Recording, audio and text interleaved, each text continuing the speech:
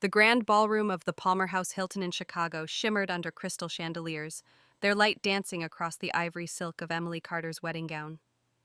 She stood before a floor-length mirror, her reflection a vision of elegance, blonde curls pinned delicately, her green eyes wide with a mixture of awe and dread. The scent of roses filled the air, mingling with the murmur of guests awaiting the ceremony. Emily's hands trembled as she adjusted her veil, not from nerves but from an impossible realization she was reborn. This was her wedding day, June 15th, 2025, a date etched in her soul as the start of her unraveling in another life. In that past life, this moment had been her pinnacle of joy, believing she'd marry Ryan Bennett, the charming heir to Bennett Enterprises, a Chicago-based pharmaceutical and real estate giant. Still, the day had been shattered when Ryan's childhood friend Laura Hayes threatened to leap from the hotel's rooftop. Ryan had left Emily at the altar to save her, and though he returned to complete the wedding, Laura's eventual suicide plunged him into a guilt-fueled spiral. He blamed Emily, turning her life into a purgatory of torment, forcing her to copy Buddhist scriptures until her fingers bled, making her kneel along Michigan Avenue in the freezing winter, each act a twisted penance for Laura's death. The worst came when she miscarried their child, a loss Ryan used to chain her further, threatening her family to keep her imprisoned by his side. Depression consumed her, and she died alone, her heart and body broken. As Emily stared into the mirror, a faint memory flickered, a soft, ethereal voice whispering as she slipped away in that past life. You deserve another chance. Was it a divine gift, a cosmic glitch, or her own will clawing back from death? She didn't know, but the weight of it settled in her chest, a spark igniting her resolve. This time she wouldn't be the victim. She'd rewrite her story, protect her family, and make Ryan and Laura pay for their betrayals. Her reflection seemed to nod back, her eyes hardening with purpose. The Carter family, owners of Carter Logistics, a powerhouse in global shipping and supply chains, had always been a target for the Bennetts. Ryan's charm offensive, she realized, was a calculated move to merge their empires with Emily as the unwitting pawn. Her parents, Margaret and Robert Carter, had built their company from a single Chicago warehouse to a billion-dollar enterprise rivaling Bennett Enterprises' influence. Emily's past life blindness to Ryan's motives had cost her everything, but now, armed with knowledge, she'd turn their ambition against them. A knock at the door snapped her from her thoughts. Her younger brother Ethan poked his head in his sandy hair, tousled his suit slightly wrinkled from nervous pacing. At 22, he was her fiercest protector, the only one who'd stood by her when Ryan's torment isolated her. You okay? You look like you've seen a ghost." His blue eyes, so like hers, searched her face with concern. She forced a smile, her voice steady despite the storm inside. "Just wedding jitters, Ethan. I'm fine." But she wasn't. Her heart pounded with the weight of her second chance, the memories of pain and loss clawing at her. She pushed them down, focusing on the plan forming in her mind. This wedding wouldn't end in tears, not hers, at least. As Ethan escorted her to the ballroom, the string quartet's melody swelled and guests turned their faces a mix of admiration and anticipation. Emily's parents stood at the front, Margaret's elegant silver dress catching the light, Robert's stern expression softening as he saw his daughter. The officiant waited, but Ryan was nowhere in sight. Whispers rippled through the crowd, and Emily's stomach tightened. She knew what was coming. Her phone buzzed in her clutch. A text from Ryan. "Emily, Laura's on the roof. She's threatening to jump. I have to go." In her past life, those words had sparked rage, her pleas for him to stay turning into a public spectacle that fueled gossip columns for weeks. She'd screamed, cried, and begged only to lose him to Laura's manipulation. Not this time. Emily took a deep breath, her fingers steady as she typed back, "Go to her, Ryan. Save her. I'll be here." She hit send, her lips curving into a poised smile as she faced the guests. "There's a slight delay," she announced, her voice clear and calm. "Ryan's handling an emergency. Please enjoy the champagne." The crowd murmured, some nodding approvingly at her grace, others whispering about the scandal. Alone in her thoughts, Emily felt the weight of her decision. Letting Ryan go to Laura wasn't a weakness but a strategy. She'd let them expose their true selves, let the world see their betrayal. Her past life had taught her the cost of clinging to a man who'd never truly been hers. Now she'd use their actions to dismantle their carefully crafted facades. As she stood, the weight of her gown anchoring her, Emily's mind drifted to her viewers, those who'd follow her journey on this channel where she'd share her story of rebirth and revenge. "If you're watching this," she thought, imagining the camera lens, "join me on this path. Hit that like button if you believe in second chances, comment with your stories of rising from betrayal, and subscribe to see how I turn pain into power. Together, we'll rewrite the ending. Her resolve flared a fire kindled by the support she envisioned from her audience. The Chicago skyline loomed through the ballroom's windows, its steel and glass a testament to ambition and resilience. Emily straightened her heart a drumbeat of purpose. This was no longer just her wedding day, it was the first act of her revenge, a story she'd tell for herself and every soul who'd been wronged and dared to fight back. The Palmer House ballroom buzzed with restless energy as Emily Carter stood alone on the stage, her white gown pooling around her like a fallen cloud. The guests sipped champagne, their eyes darting between her and the grand staircase where Ryan Bennett should have appeared. An hour had passed since his text, and Emily's hands hidden in the folds of her dress clenched to steady the trembling excitement coursing through her. In her past life, she'd have been a wreck, tearing at her veil, shouting at Ryan to choose her. Now she was a different woman, one forged in the fire of loss and reborn, with a purpose to let Ryan and Laura Hayes unravel themselves. The memory of her past life stung. After Ryan left to save Laura, he returned to marry Emily, but Laura's suicide from the rooftop hours later broke him. He blamed Emily, claiming her insistence on the wedding pushed Laura to her death.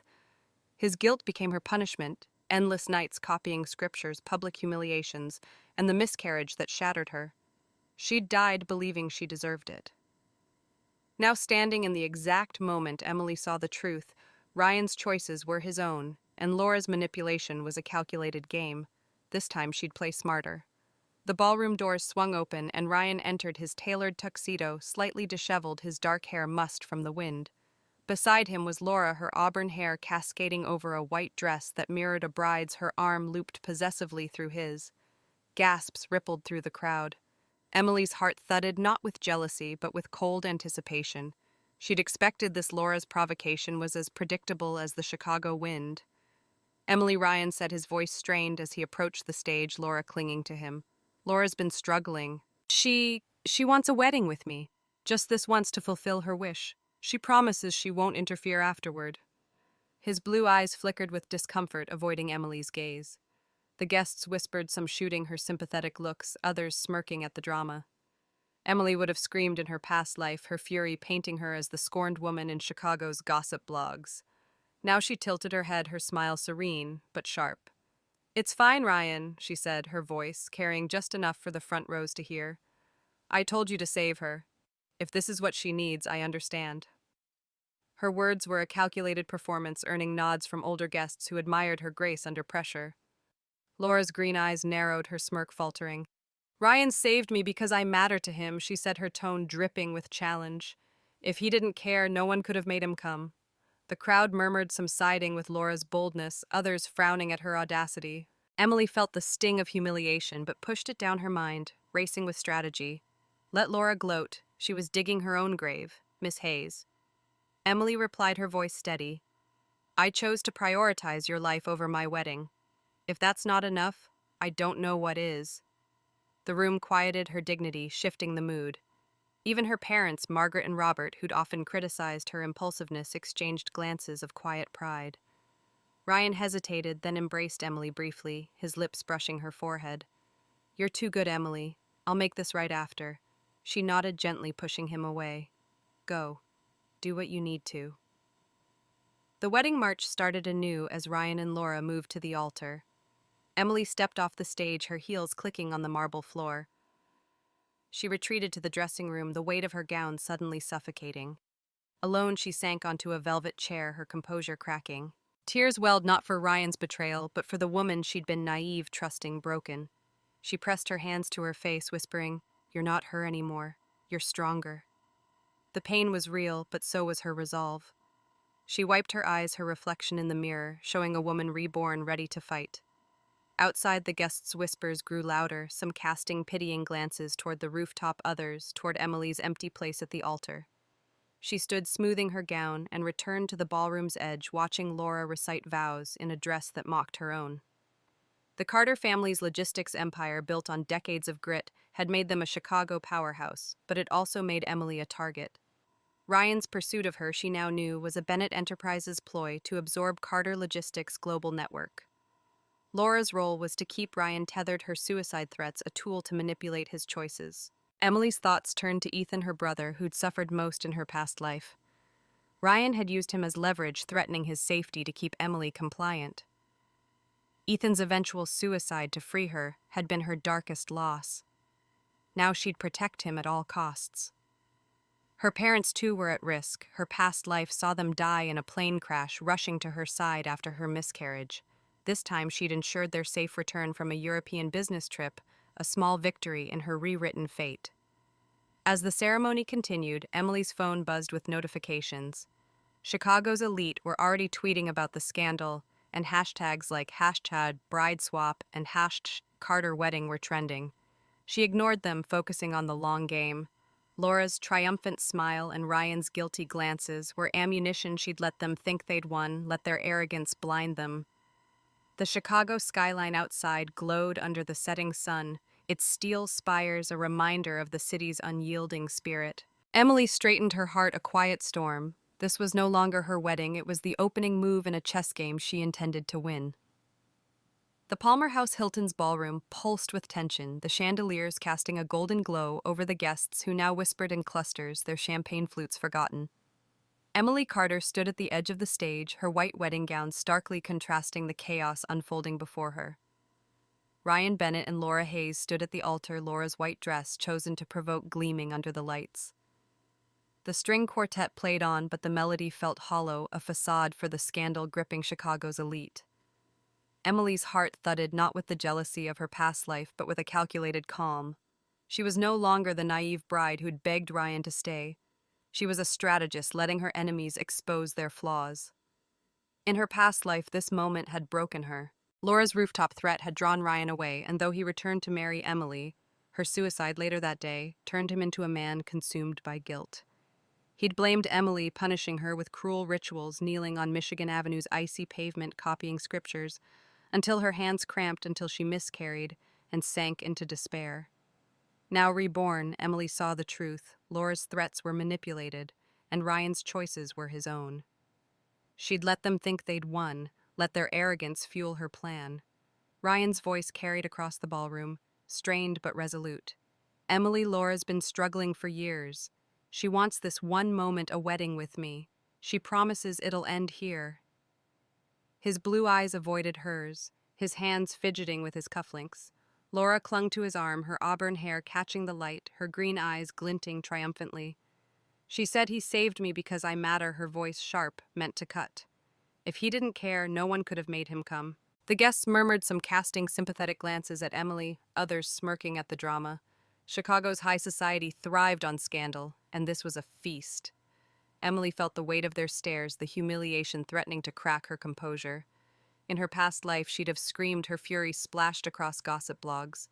Now she lifted her chin, her smile serene, but edged with steel. Miss Hayes said, her voice clear and measured, I chose to save your life over my wedding. If that's not enough, I don't know what is. The room quieted, her dignity, shifting the tide. Older guests nodded approvingly, and even her parents, Margaret and Robert Carter, standing near the front, exchanged glances of quiet pride. Margaret's silver dress shimmered as she gave Emily a subtle nod, a rare gesture from a mother who'd often criticized her impulsiveness.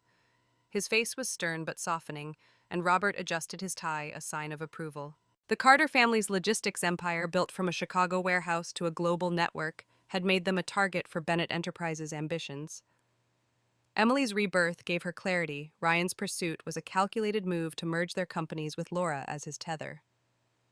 Laura's smirk faltered, her eyes narrowing. Don't play the saint, Emily. You can't change what Ryan feels. The crowd stirred, some siding with Laura's boldness, others frowning at her audacity. Emily's chest tightened, the sting of public humiliation sharp. She could feel the eyes of Chicago's elite bankers, real estate moguls, tech entrepreneurs judging her. But she pushed the pain down, her mind racing with strategy. Let Laura gloat. Every word was a shovel digging her own grave. It's fine, Ryan, Emily said, her voice steady, loud enough for the front rows to hear. If this is what Laura needs, I understand. She stepped back, her heels clicking on the marble floor, signaling her retreat. Ryan hesitated, then embraced her briefly, his lips brushing her forehead. You're too good, Emily. I'll make this right. She nodded, gently pushing him away. Go. Do what you need to. As the wedding march resumed, Laura took Emily's place at the altar, her vows dripping with affected sweetness. Emily slipped into the dressing room, the heavy oak door muffling the music. Alone, she sank onto a velvet chair, the weight of her gown suffocating. Her composure cracked and tears welled, not for Ryan's betrayal, but for the woman she'd been trusting, broken, lost. She pressed her hands to her face, whispering, "You're not her anymore. You're stronger." The pain was raw, but so was her resolve. She wiped her eyes, her reflection in the mirror, showing a woman reborn, her green eyes fierce with purpose. Outside, the guests' whispers grew louder, some glancing toward the rooftop, others toward Emily's empty place. She returned to the ballroom's edge, watching Laura cling to Ryan, her triumphant smile ablade. Emily's thoughts turned to her brother Ethan, her fiercest protector in her past life. Ryan had used him as leverage, threatening his safety to keep her compliant until Ethan's suicide freed her from guilt. Now she'd shield him and her parents, who'd died in a plane crash, rushing to her side after her miscarriage. This time, she'd ensured their safe return from Europe, a small victory in her rewritten fate. The Chicago skyline glowed through the ballroom's windows, its steel spires a reminder of the city's unyielding spirit. Emily straightened her heart, a quiet storm. Laura and Ryan thought they'd humiliated her, but they'd only given her ammunition. She'd let them bask in their moment, let their arrogance blind them.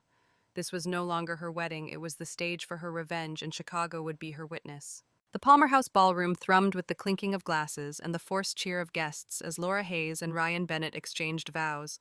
Emily Carter stood at the back, her white gown now a heavy burden, its silk stained with the weight of her resolve. The Chicago elite watched the spectacle, some whispering pity for Emily, others reveling in the scandal.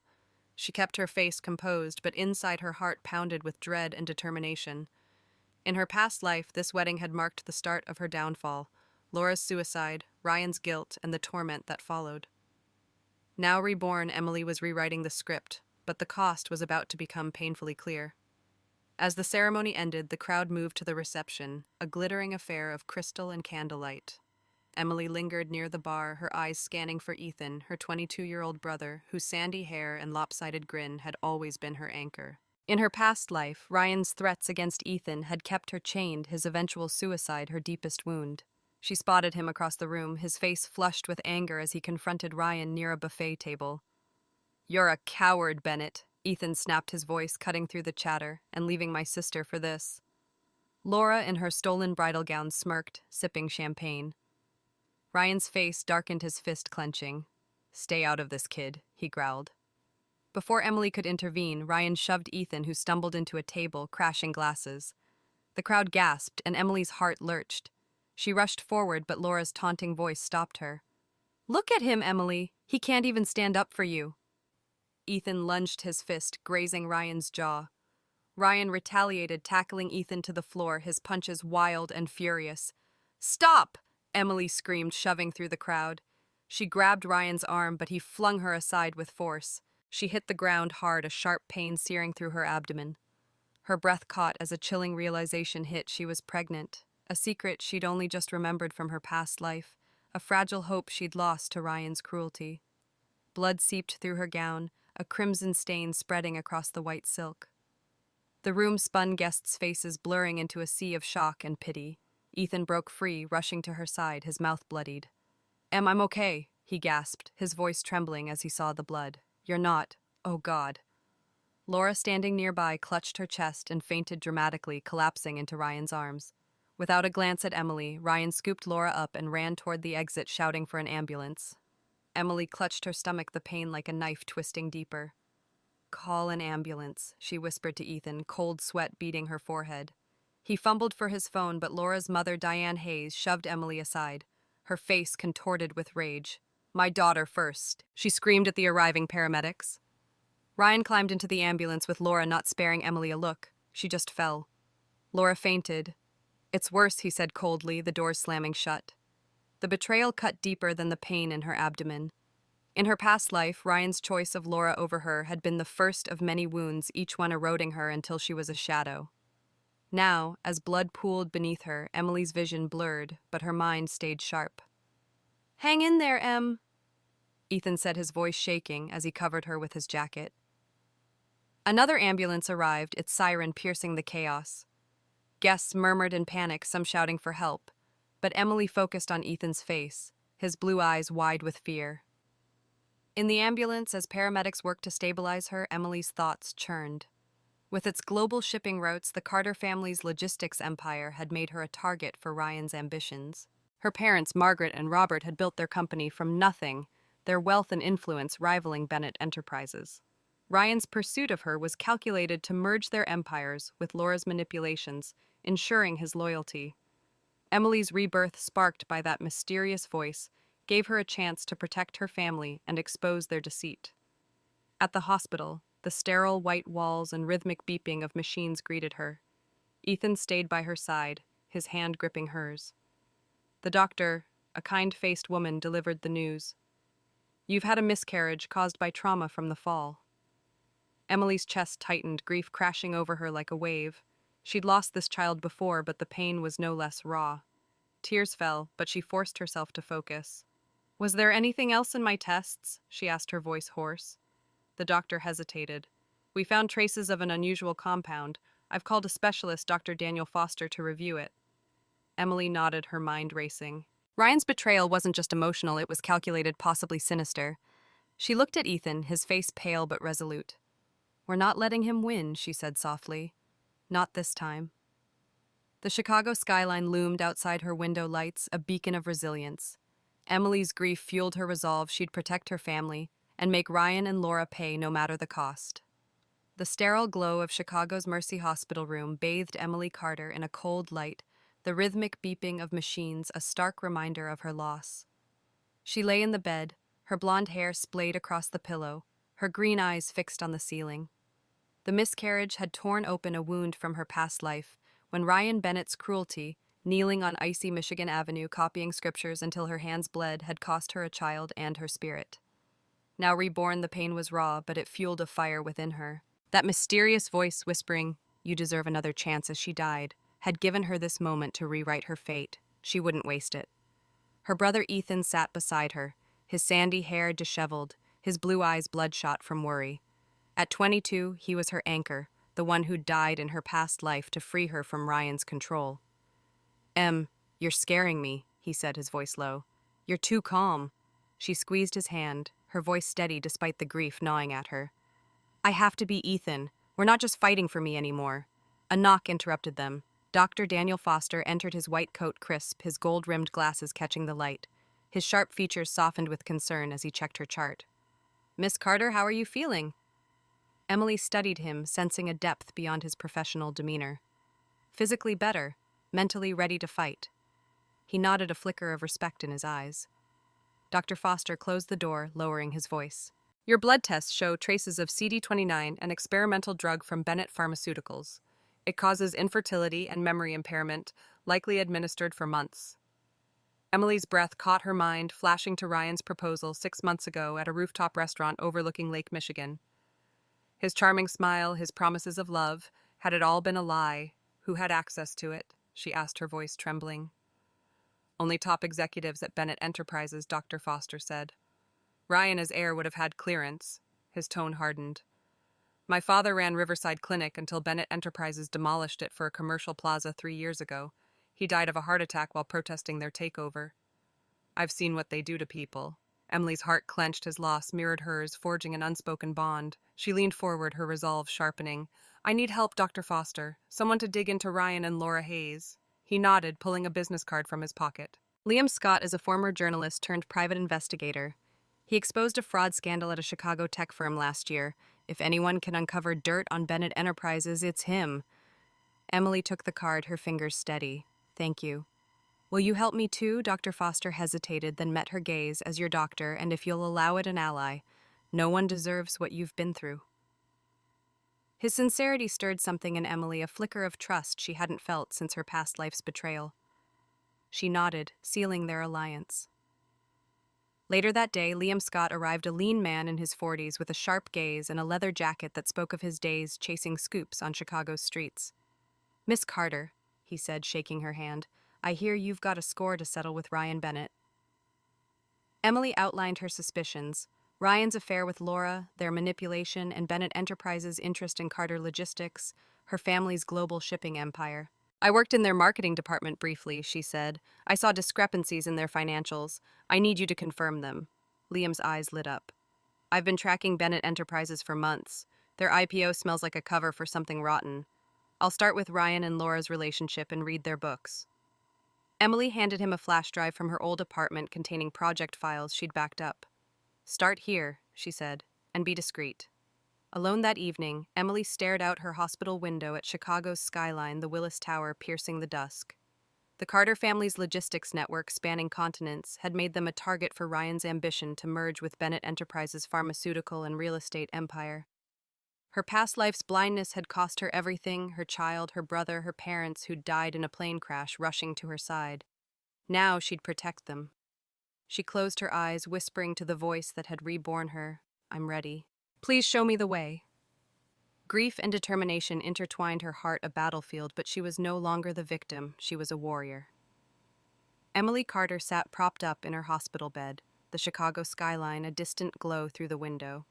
The sterile air of Mercy Hospital couldn't dull the fire in her green eyes, kindled by the loss of her child and the betrayal of Ryan Bennett and Laura Hayes.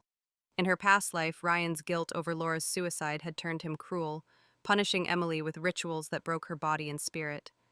Now reborn by that mysterious voice, you deserve another chance. She was piecing together their deceit, her grief channeled into strategy. The Carter family's logistics empire, a global network of shipping routes, was Ryan's target, and she'd expose him before he could strike again. Ethan burst into the room, his sandy hair mussed, his laptop under his arm. Emily M. Scott sent something big, he said, his voice a mix of excitement and fury. At 22, Ethan was her fiercest ally, the brother who died in her past life to free her from Ryan's control. She'd sworn to protect him, and now he was diving into her fight. He opened the laptop, revealing a dossier from Liam. Laura's been faking suicide attempts for years, he said, scrolling through records. Each one timed to mess with your relationship, your engagement, your first anniversary trip. 5 attempts, all ending with her in the hospital and Ryan by her side. Emily's stomach twisted, not with shock, but disgust.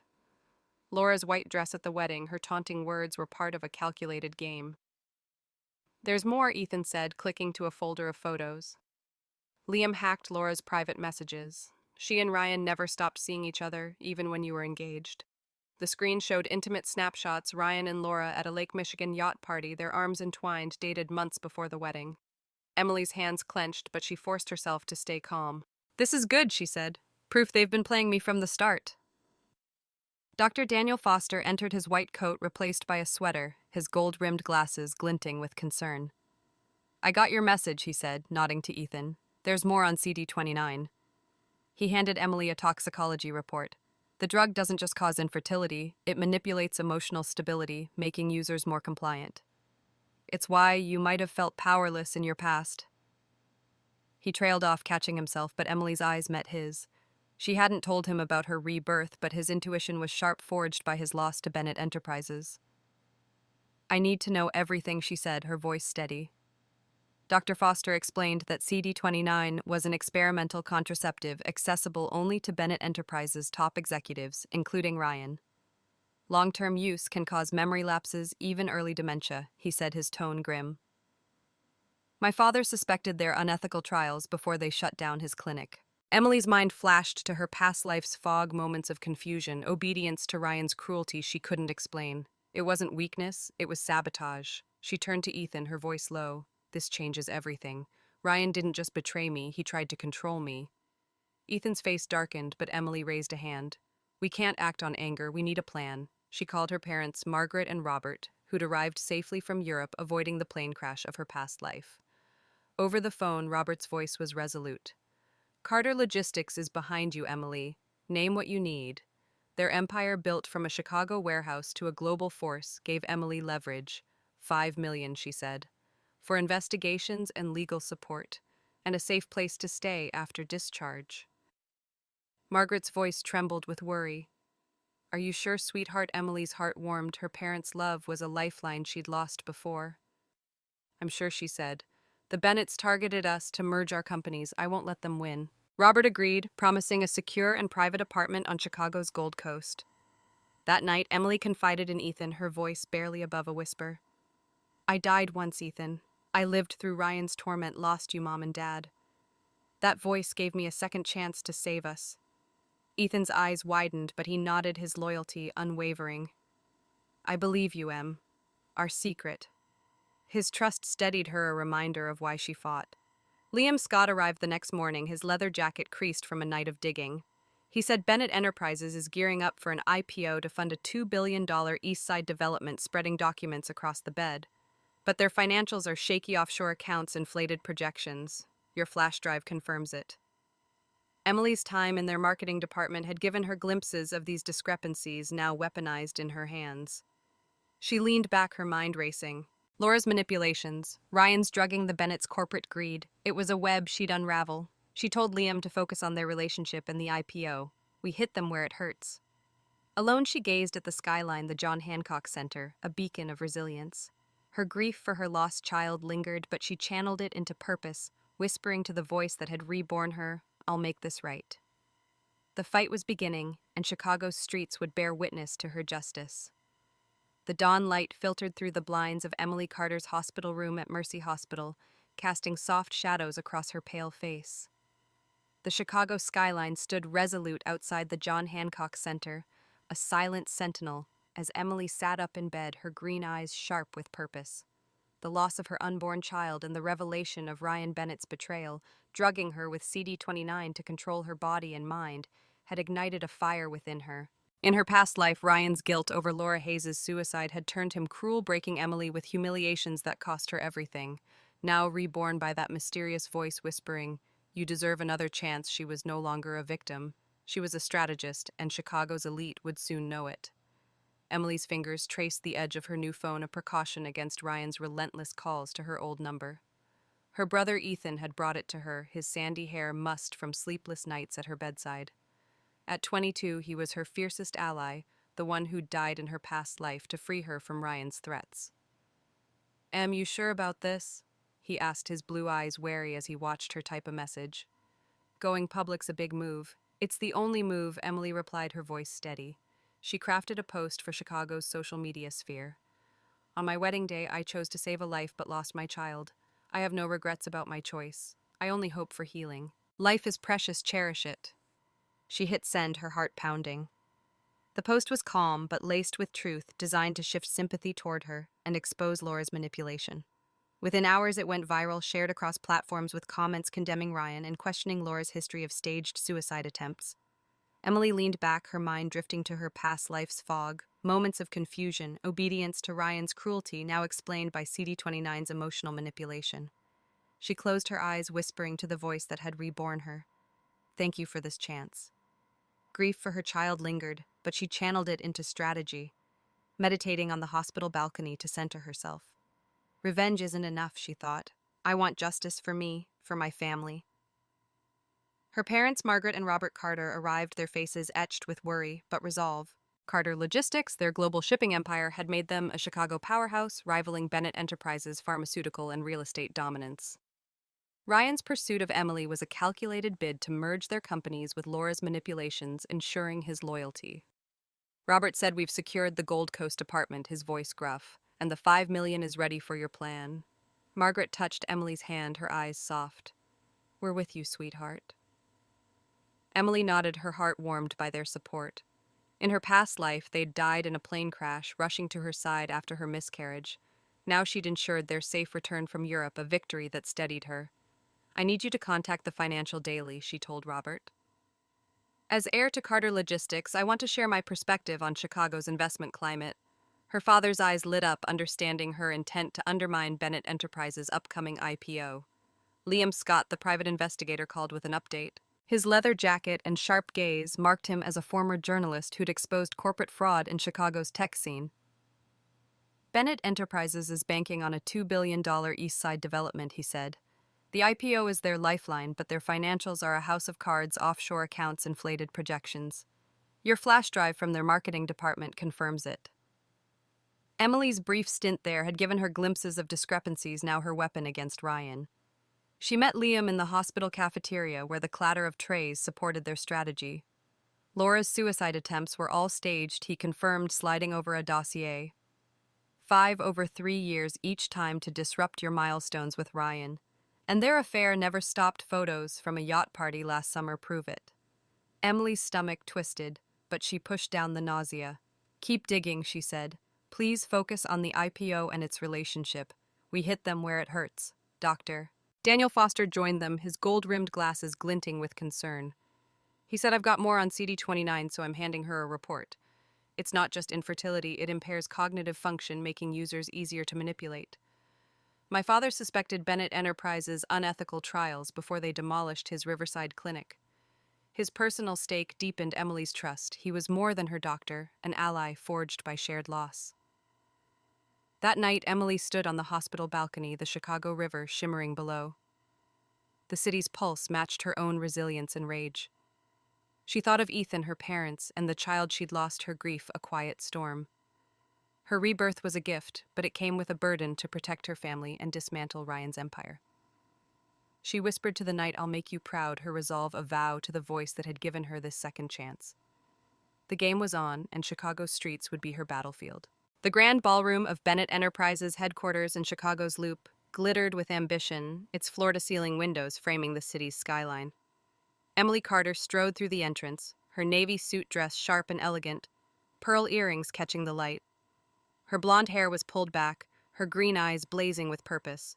The loss of her child and Ryan Bennett's betrayal drugging her with CD29 to control her had transformed her. Reborn by that ethereal voice whispering, You deserve another chance, she was no longer the broken woman of her past life who'd endured Ryan's cruelties after Laura Hayes' suicide. Today she was a force ready to dismantle Ryan's empire at its peak. The room buzzed with Chicago's elite investors, bankers, and media gathered for Bennett Enterprises' IPO roadshow. On stage, Ryan stood in a tailored suit, his dark hair slicked back, his voice charismatic as he pitched the East Side development. He said this $2 billion project will generate $500 million in annual profit, a massive screen behind him flashing projections. Bennett Enterprises' growth rate will exceed 30%. His confidence masked the chaos Emily knew lurked beneath fraudulent financials, an affair with Laura, and a plot to seize Carter Logistics. Emily's brother Ethan stood beside her, his sandy hair neat for once, his blue eyes wary. At 22, he was her confidant, the one who'd died in her past life to free her from Ryan's control.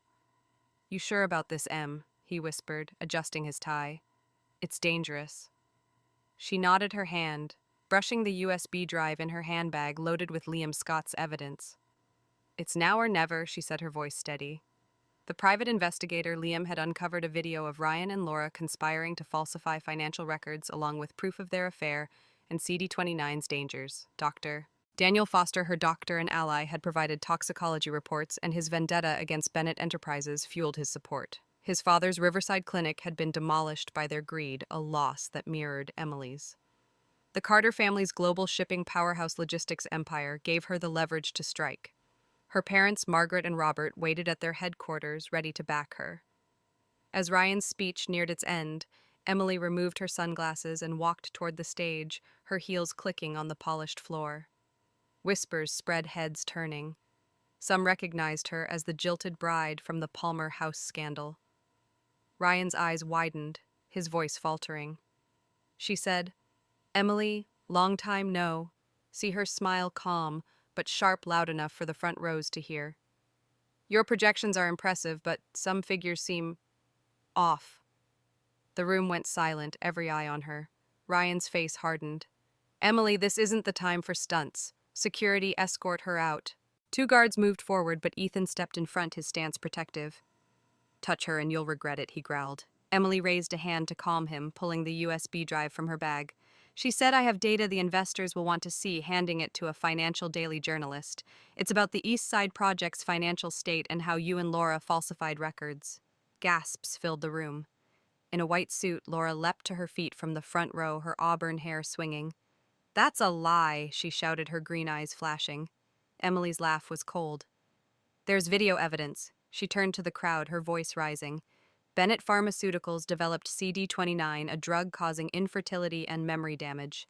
Ryan ensured I took it for 6 months. Cameras flashed, investors murmured in alarm, and the journalist clutched the USB drive like a lifeline. Ryan jumped from the stage, grabbing Emily's wrist. "What are you doing?" he hissed, his face pale. "Can't we settle this privately?" She yanked her hand free, her voice loud enough for all to hear. "Privately, like how you drugged me to control me." The room erupted, reporters surging forward, investors turning pale. Emily pulled out an envelope of photos, Ryan and Laura in compromising moments provided by Liam, and tossed them into the air. "You married Laura the day I lost our child. You were with her all along." The photos fluttered down, chaos exploding. Reporters scrambled to grab them, and investors bombarded Ryan with questions. Laura shrieked, lunging toward Emily. "You'll pay for this!" Ethan shoved her back, his voice firm. "Get lost." Ryan's facade cracked, his face twisted with rage. "Emily, I'll make you regret this," he spat, pointing at her. "Regret?" Emily said, her smile cold. "Ryan, this is just the beginning." She turned to Director Wong from the Securities Commission, who was seated nearby. "I have evidence of Bennett Enterprises fraud. I want to submit it to your office." Wong nodded solemnly. "Miss Carter will review it thoroughly." Ryan's panic was palpable, his empire crumbling before his eyes. Emily walked out, Ethan at her side, the ballroom's chaos fading behind them. Liam waited outside, his leather jacket catching the sunlight. "5 investment firms just pulled out," he said, grinning. "The IPO's dead." Emily exhaled, leaning against the building, the Chicago River glinting nearby. Triumph surged, but grief lingered, her child, her past life's pain. She closed her eyes, whispering to the voice reborn her, "This is for you." The skyline loomed, a testament to her strength. The battle was won, but the war wasn't over. The Chicago skyline glittered under a crescent moon, its lights reflecting off the dark waters of the Chicago River as Emily Carter drove through the city's deserted streets. Her navy suit dress, still crisp from the IPO showdown at Bennett Enterprises headquarters, felt like armor, but her heart pounded with unease. The triumph of exposing Ryan Bennett's fraud and drugging her with CD29, a drug causing infertility and memory impairment, had shaken his empire, but Emily knew he wouldn't surrender quietly. Reborn by that ethereal voice whispering, "You deserve another chance," she had transformed from the broken woman of her past life, who'd suffered Ryan's cruelties after Laura Hayes' suicide, into a warrior. Now, a cryptic text from an unknown number threatened to unravel her progress. "Want the truth about CD29? Come alone, Riverside Clinic, 8:00 p.m. Emily's green eyes narrowed as she gripped the steering wheel, her blonde hair tucked under a cap for discretion. The message screamed trap, but her gut urged her forward. What if it held the key to proving Ryan's intent? Her past life's pain, losing her child, her brother Ethan, her parents, Margaret and Robert, to a plane crash, drove her to protect her family and end Ryan's schemes. Carter Logistics, her family's global shipping empire, gave her the resources to fight, but this was personal. She'd confided in Dr. Daniel Foster, her doctor and ally, whose father's Riverside Clinic had been demolished by Bennett Enterprises' greed. His gold-rimmed glasses and steady voice had anchored her when he revealed CD29's dangers. "It's too risky," he'd said, studying the text in her hospital room. "Riverside's been abandoned for years." Liam Scott, the private investigator and former journalist who'd exposed Ryan's fraud, agreed. The numbers masked, he said, his leather jacket creased from a night of surveillance. But the photo's timestamp is today. Ethan, her 22-year-old brother, had protested loudest. "It's Ryan M., don't go." But Emily's resolve was iron. "I have to know," she said, her voice firm. "If it's a trap, I'll be ready." Reluctantly, they'd agreed to her terms. She'd go alone, but Dr. Foster and Liam would follow at a distance, wired with a listening device to monitor her. Like hers, Ethan's blue eyes brimmed with worry, but he nodded. "Be careful, Em." His loyalty, forged through his past life sacrifice, steadied her heart. The Riverside Clinic loomed ahead, its crumbling facade a ghost of its past under Dr. Foster's father. The iron gate creaked, half open in the wind, and Emily parked her car, slipping on a jacket and switching on her flashlight. The air was thick with dust and decay as she stepped into the lobby, her footsteps echoing. "Is anyone there?" She called, her voice steady despite the chill crawling up her spine. No response, only the drip of water and the howl of wind through broken windows. Following the text's directions, she climbed to the second floor where the old pharmacy department lay. A faint glow flickered at the end of a corridor, and her heart thundered as she approached. Pushing open a half-closed door, she saw a figure at a lab bench, back turned. "You came," the man said, turning to reveal a weathered face and white hair. "I'm Harold Chen, Riverside's last chief pharmacist." His eyes held a mix of fear and resolve. Emily kept her distance, her flashlight steady. "Why contact me like this?" Harold pointed to a pile of documents, the truth about CD29. 3 years ago, I refused to falsify its trial data. The next day, I was in a car accident.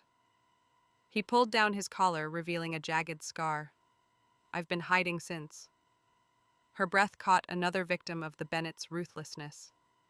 She scanned the documents' clinical trial records showing CD29's memory loss risks suppressed by Bennett Enterprises. A leather-bound notebook caught her eye, Henry Bennett's journal detailing a plan to infiltrate Carter Logistics through Emily's marriage. "This proves Ryan knew," she whispered, her hands trembling. Harold nodded. "And more. Henry wanted your family's shipping routes." Before she could ask more, footsteps echoed outside. Ryan Bennett stormed in, flanked by two burly men, his dark hair disheveled, his eyes wild. "Found you, Chen," he sneered, then turned to Emily. "Thought your little stunt at the IPO would finish me." Her stomach dropped. He'd tracked her. "How did you know?" she asked, stalling, her fingers brushing the listening device hidden in her jacket. Ryan smirked. "Your doctor and detective aren't as clever as you think." He snapped his fingers, and his men restrained Emily and Harold, binding their wrists. Ryan pulled on gloves, flipping through the documents with a task. "No good," he muttered, igniting a lighter. The papers burst into flames, the fire's glow lighting his twisted face. "Let the past burn." Emily struggled, her mind racing. Dr. Foster and Liam were nearby. She had to trust they'd heard. "You're a monster, Ryan," she said, her voice steady. He leaned close, his breath hot. "You think you've won? The game's just begun." His men shoved her toward the door, Harold stumbling beside her. As they were dragged out, Emily's thoughts turned to her past life's pain, losing everything to Ryan's cruelty. She whispered to the voice that had reborn her, "Give me strength." The night swallowed them, but her resolve burned brighter than the flames. The black SUV sped through Chicago's outskirts, its headlights cutting through the darkness, as Emily Carter sat bound in the back, her wrists burning against coarse rope. Beside her, Harold Chen, the former Riverside Clinic pharmacist, trembled, his white hair stark against the dim interior. Ryan Bennett's ambush at the abandoned clinic had destroyed the CD29 documents. Still, Emily clung to hope. The listening device in her jacket was her lifeline to Dr. Daniel Foster and Liam Scott. Reborn by that ethereal voice whispering, "You deserve another chance." She'd transformed from the broken woman of her past life who'd lost her child and family to Ryan's cruelty into a fighter. Now, facing mortal danger, she refused to break. The SUV's floor was littered with debris, and Emily's fingers brushed a raised screw. She shifted subtly, sawing her ropes against it, her heart pounding with calculated calm. Harold's eyes met hers, wide with fear, but she gave a slight nod, urging silence. Her past life's pain, Ryan's manipulations, Laura Hayes's staged suicides, the miscarriage that shattered her fueled her resolve. Carter Logistics, her family's global shipping empire, had been Ryan's target, and she'd protect it and her loved ones at all costs. The vehicle stopped at an abandoned warehouse near the Calumet River, its rusted walls looming like a cage.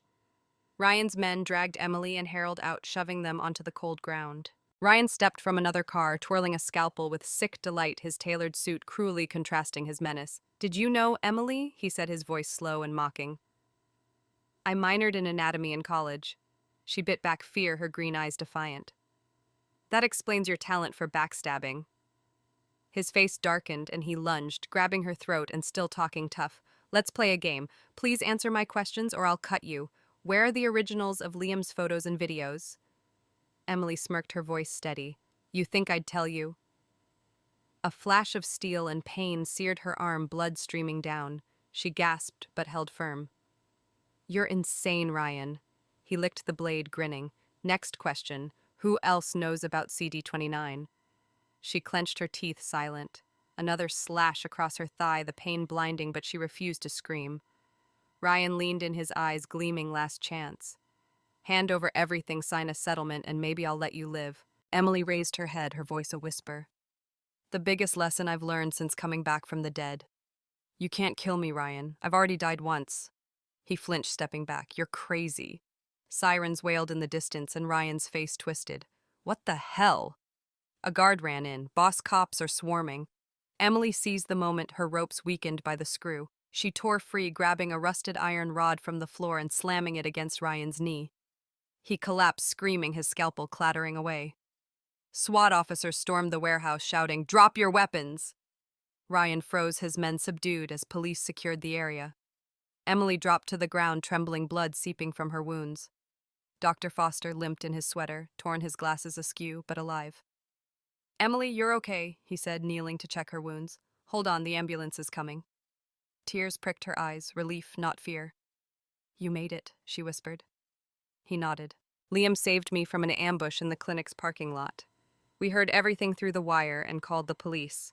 Harold Chen emerged, clutching Henry Bennett's journal saved during the chaos. "This proves their plan." He gasped, his scar stark under the warehouse lights. Emily's heart surged, evidence Ryan couldn't destroy. As police cuffed Ryan, he screamed, "Emily, I'm not done with you." She met his gaze, her smile weak but defiant. "You're finished, Ryan." In the ambulance, Emily's wounds throbbed, but her mind was clear. Dr. Foster sat beside her, his hand steadying hers.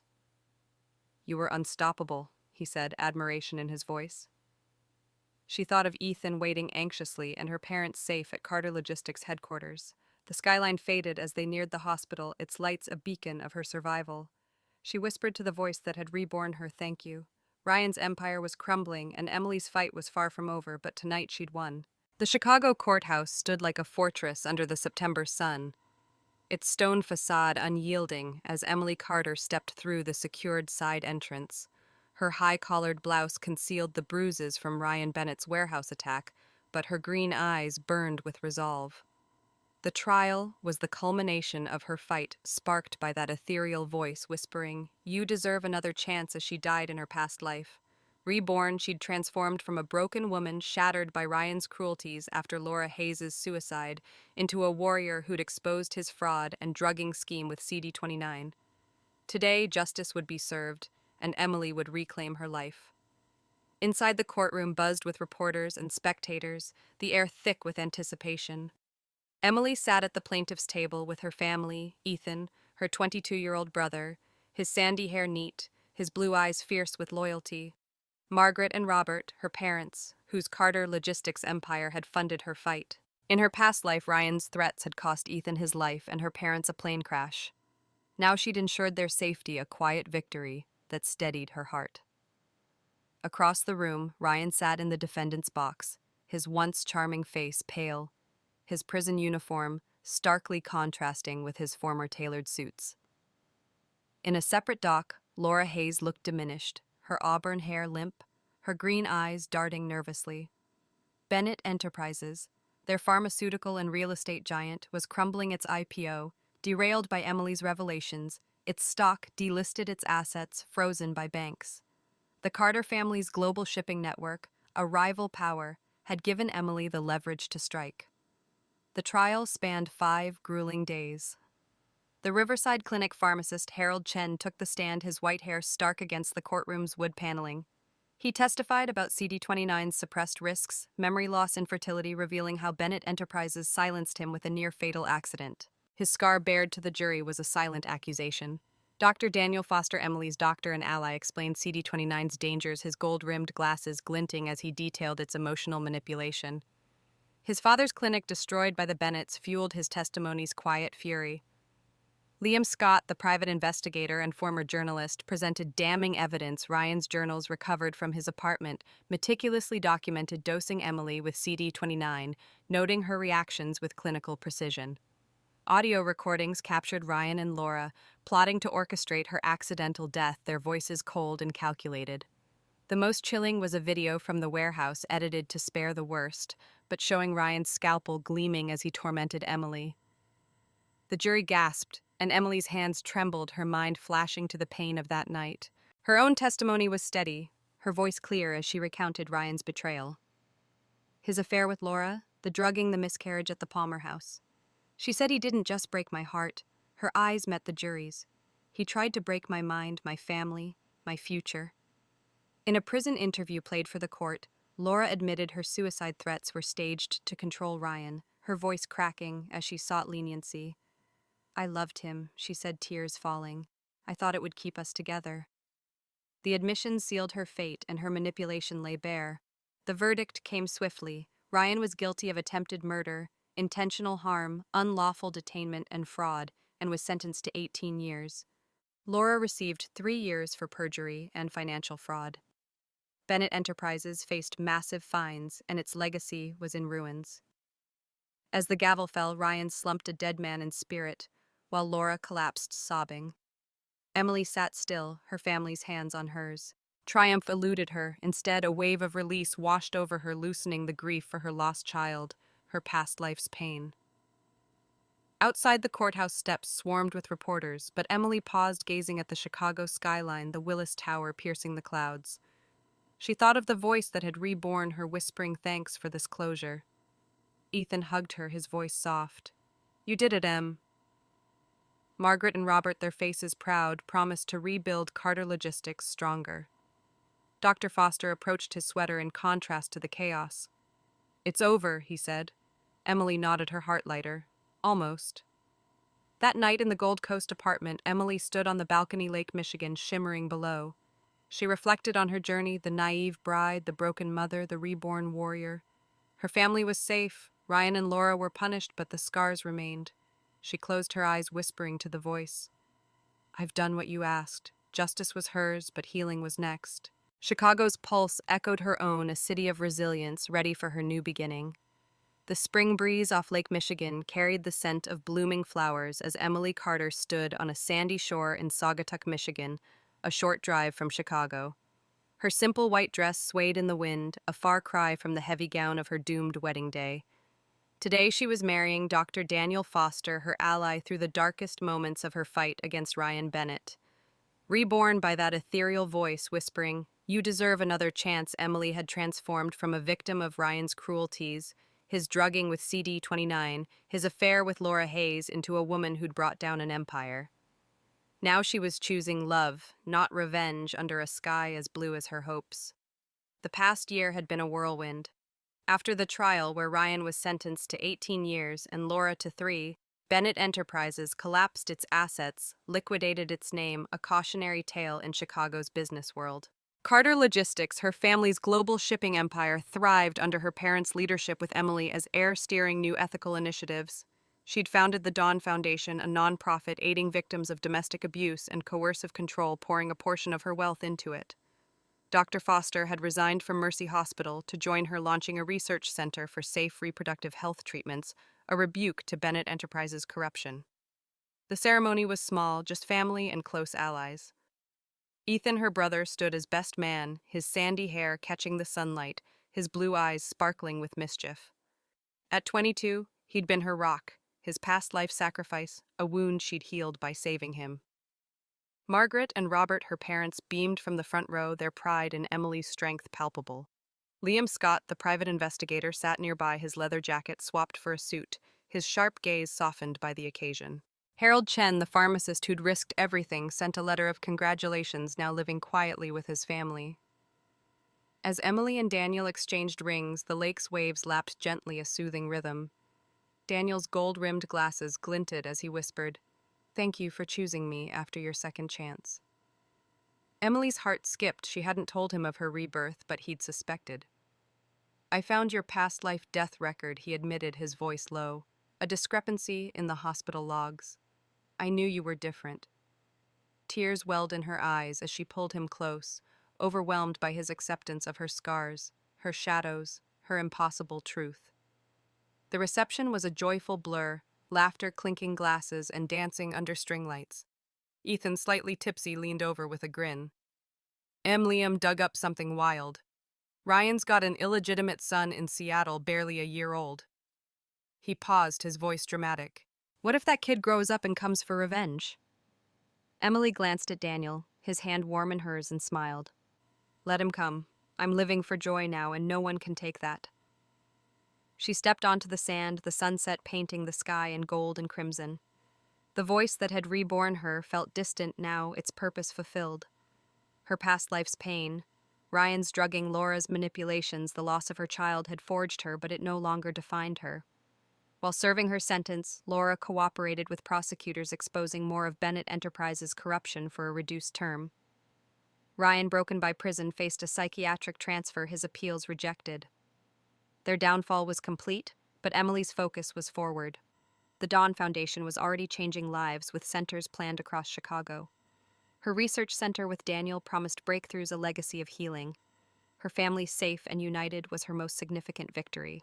As the waves brushed the shore, Emily looked at Daniel, Ethan, and her parents, their laughter a melody of love. She thought this was what it meant to live her heart full. The skyline of her city, visible in the distance, stood as a testament to her resilience. Reborn, she'd fought for justice, but now she'd live for love, a life no revenge could ever touch.